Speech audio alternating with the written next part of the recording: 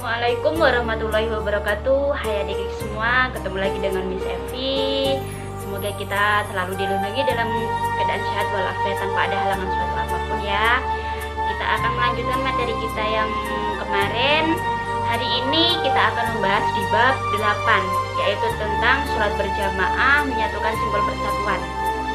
Nah, sebelum kita mulai pembelajaran kita hari ini, sebaiknya kita pembukaan terlebih dahulu dengan membaca bacaan basmalah. Bismillahirrahmanirrahim. Selanjutnya kita akan mulai pembelajaran yang pertama, yaitu tentang azan dan iqomah. Is akan menampilkan video tentang azan dan iqomah. Allahu Akbar, Allahu Akbar, Allahu Akbar, Allahu Akbar. Asyhadu an la ilaha illallah.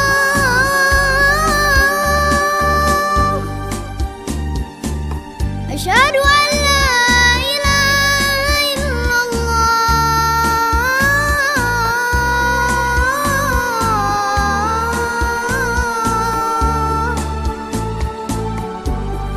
أشهد أن محمد رسول الله.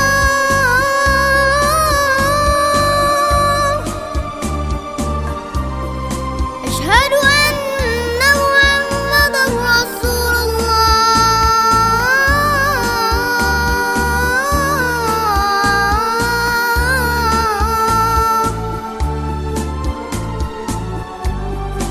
حي على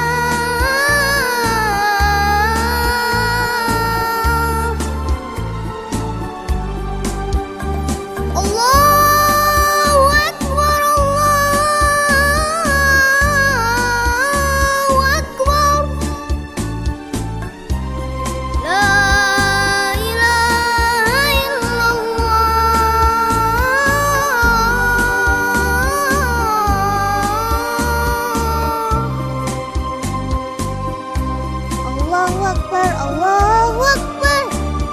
Asyhadu an la ilaha illallah. Asyhadu anna Muhammadar Rasulullah. Hayya 'alas shalah, hayya 'alal falah. Qad qamatis salat, qad qamatis salah. Allahu Akbar, Allahu Akbar. La ilaha illallah. Selanjutnya untuk subbab yang selanjutnya yaitu tentang sholat berjamaah. Di sini ada 3 subbab dalam sholat berjamaah. Yang pertama yaitu sholat berjamaah dan keutamaannya, dan yang kedua yaitu hukum sholat berjamaah, dan yang ketiga yaitu syarat sah sholat berjamaah. Untuk sholat berjamaah dan keutamaannya yaitu kata jamaah berarti sekelompok atau sekawanan. Sholat berjamaah adalah sholat yang dikerjakan bersama-sama oleh 2 orang atau lebih. Salah seorang di antaranya bertindak sebagai imam, sedangkan lainnya menjadi makmum. Sholat berjamaah mempunyai derajat yang lebih tinggi dibandingkan dengan sholat sendirian. Rasulullah SAW bersabda dalam hadis berikut. Bismillahirrahmanirrahim. Ani bin Umar radhiyallahu anhu qala Rasulullah SAW, sholatul jamaati afdalu min sholatil fadhi bisab'in wa isrina darajah. Rawahul Bukhari wal Muslim. Dari Abu Umarah, Rasulullah SAW bersabda, sholat berjamaah lebih utama daripada sholat sendirian dengan 27 derajat. Hadis riwayat Bukhari dan Muslim. Untuk yang kedua yaitu hukum sholat berjamaah. Hukum sholat berjamaah dalam sholat 5 waktu adalah fardu kifayah, dan dalam sholat Jumat hukumnya fardu ain. Sholat jamaah yang dilakukan pada suatu tempat dapat menggugurkan hukum fardu kifayah apabila terlihat syiar Islam di tempat tersebut.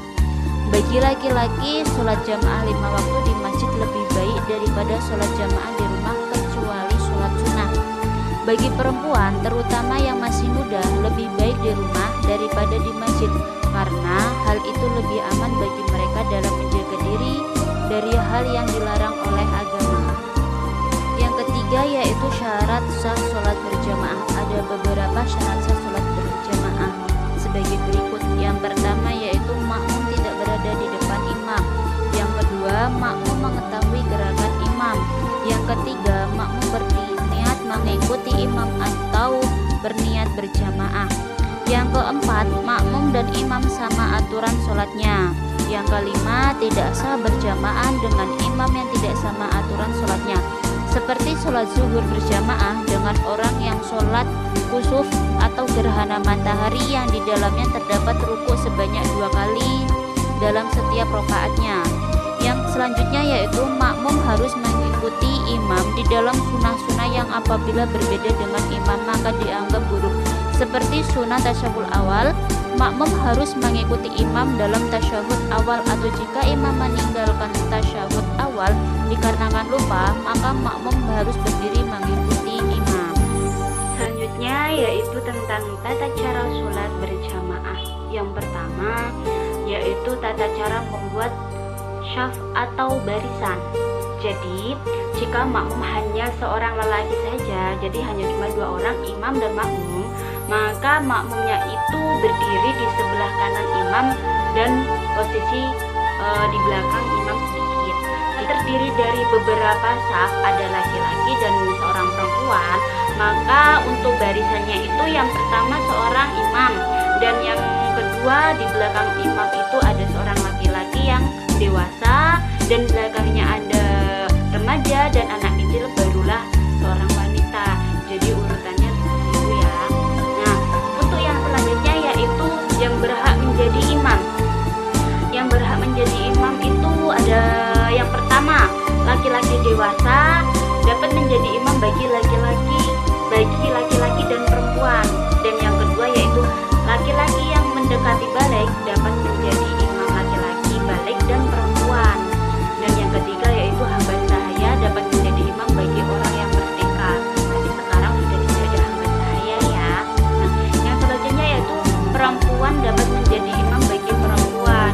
Jika di situ tidak ada laki-laki, maka wanita juga bisa menjadi imam. Tapi syaratnya yaitu makmumnya juga perempuan, tidak ada laki-laki. Nah, yang selanjutnya yaitu mengingatkan imam yang lupa. Jika dalam suatu ruku ataupun rukun yang banyak imam ada yang lupa, maka seorang makmum laki-laki itu harus mengingatkan, yaitu dengan cara tasbih yang di dalam hatinya itu niatnya untuk berzikir dan mengingatkan seorang imam. Dan untuk perempuan, cara mengingatnya yaitu dengan cara bertempur. Nah, itu harus imam tahu bahwa ada yang dilupakan. Nah, selanjutnya yaitu menggantikan imam yang batal.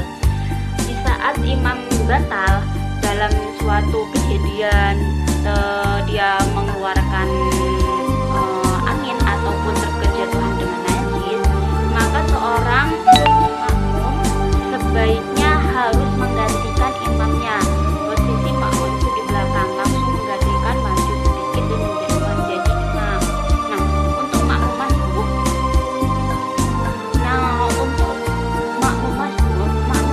yaitu makmum yang tertinggi